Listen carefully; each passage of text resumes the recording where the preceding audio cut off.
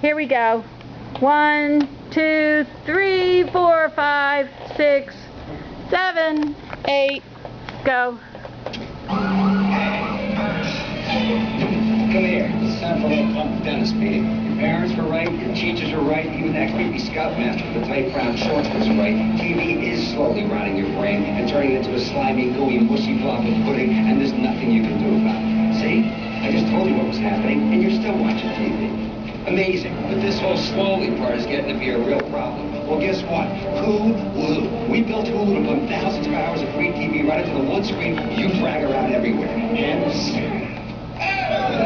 Now I need you to take your stubby little human fingers and hit this button on Hulu. Then you can share those TV shows in your bliggity blogs and your facey spaces and your Tweety pages for all your bookwormy anti-boob-tubey friends. So here's the deal. Help us churn their finely cultured skull beef down to the aforementioned pudding, and we'll slurp out yours last. Eh? Dead.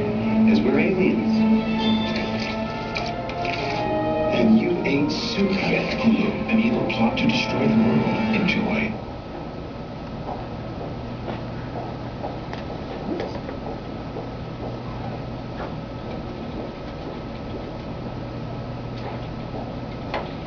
According to the American Academy of Pediatrics, excess amounts of time spent in front of screens is detrimental to a child's development at all ages, and specifically for children 2 years of age and younger.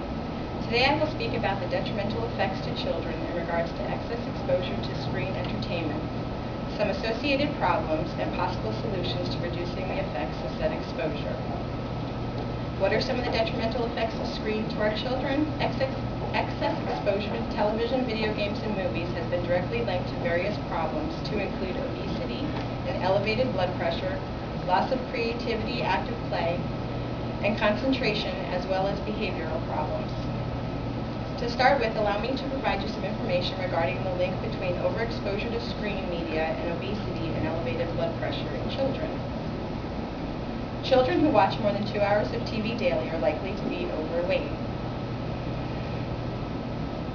According to Kaiser Family Foundation, 2/3 of children from infant to age 6 watch 2 hours of TV daily, and children 8 to 18 watch 4 hours of TV and an additional 2 hours of computer time.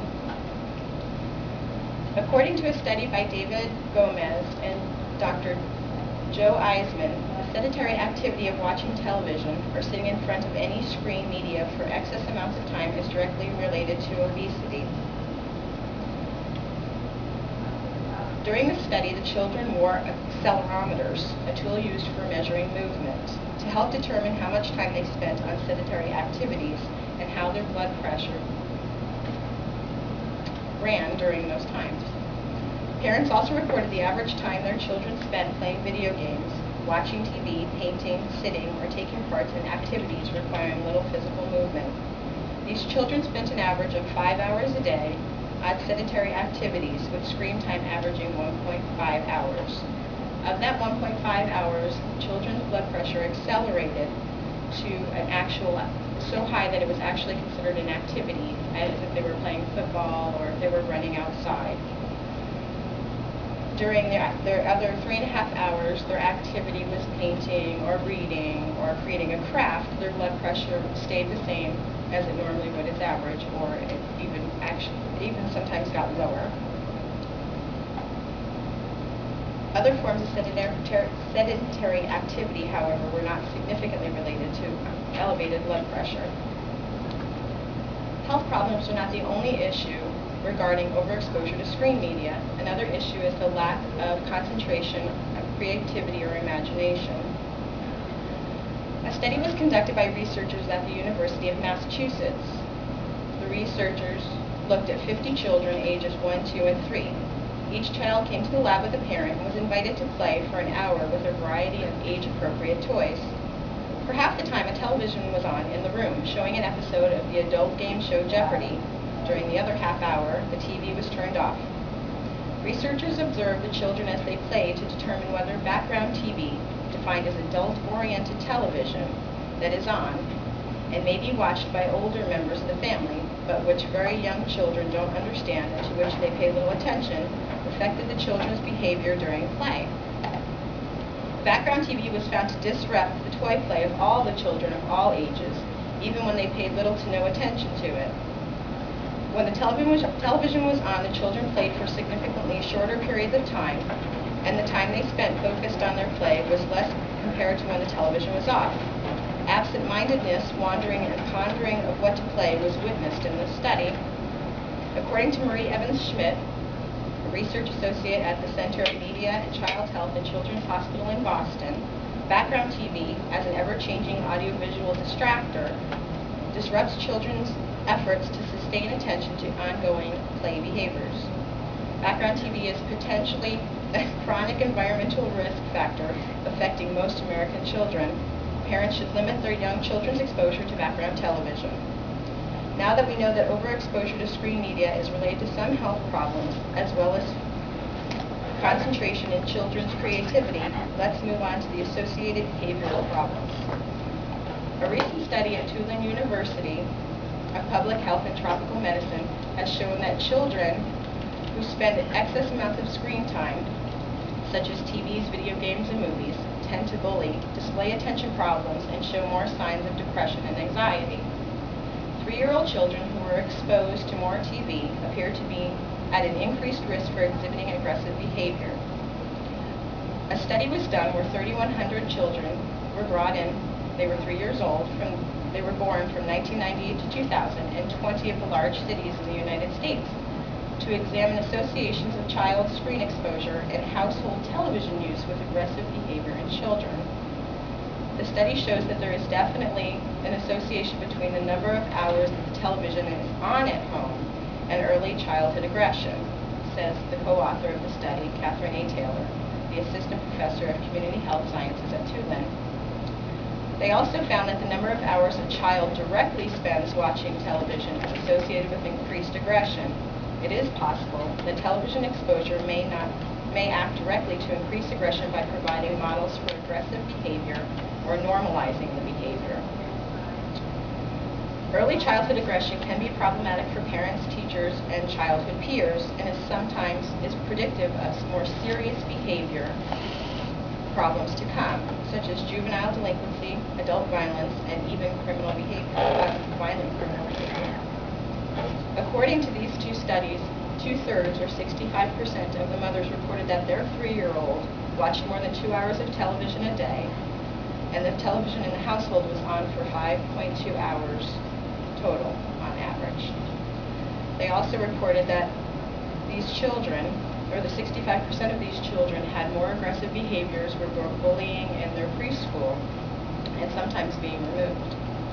Direct child television exposure and household TV use were both significantly associated with childhood aggression.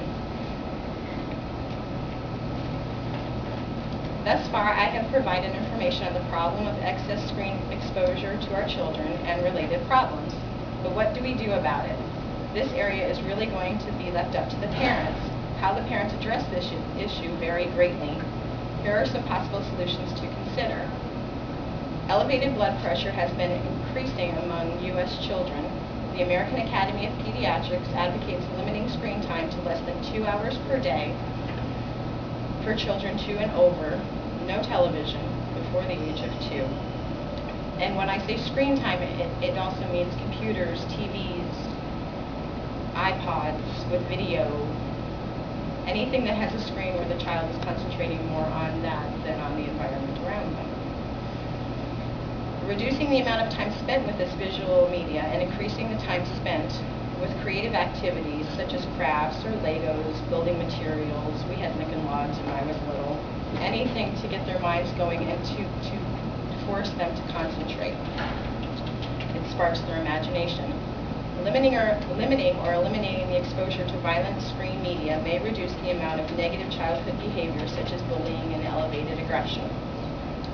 Today I have spoken about the detrimental effects to children when overexposed to screen media, provided some information regarding related problems, such as obesity and elevated blood pressure, loss of creativity and concentration, and related behavioral problems. I have also provided some suggestions for possible solutions. Hopefully this information I have provided will enable you to make a well-informed decision regarding the amount of screen exposure we as parents want to give our children of this nation and of the earth. I have to say, as a parent, overexposure to screen time is incredibly important to me. When I see a child getting in the car to go just to the grocery store from their home and they want their laptop with their Wi-Fi so they can play a game for that short ride, or they require their iPod while they're waiting for their brothers or sisters at swimming lessons to watch a movie. They're standing at the bus stop and they're screaming they need their Nintendo DS or their PlayStation Portable. It's slightly intimidating for me as a parent because they aren't socially interacting and they're not using their imaginations other than to focus on whatever is on the screen. Thank you.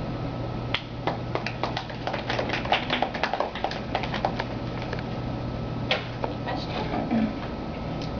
In your study, did you find out anything about the benefits of programs like Sesame Street and stuff like that? Absolutely. The American Academy of Pediatrics did state that 1 hour of television for the children under the age of 6, that type of quality television would be great.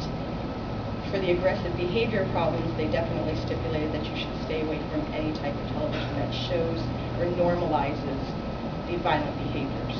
But those types of television programs are fabulous, and they did say that they were beneficial, limited amounts of time. Did they talk about cartoons? In what facet? They talked about like Family Guy and how that's completely inappropriate in any way, shape, or form for anyone under the age of 18. They talked about Dora the Explorer and how she teaches about Spanish in a different language, multicultural environment. So they did discuss what types of cartoons were befitting, but it was most important from everything that I read, the limitations of the time spent. So they didn't talk about South Park at all? No, they didn't. I didn't see anything about South Park. I was surprised I had saw Family Guy, and I didn't know what it was, so I went and watched it, which I thought it was rather funny, but my 8-year-old daughter doesn't need to be. No, but they didn't talk about South Park. Well, now, do you think the Family Guy, the jokes on the TV show, do you think they're jokes kids can actually get? No, I don't believe that they're jokes that they can actually get, but I do know from the little boy that lives next door that even though he doesn't understand what he's saying, he'll come to my house and say it anyway. Oh. And then in turn, I have to explain it to my daughter, which is painful because I'm a very honest parent. Okay. Yay!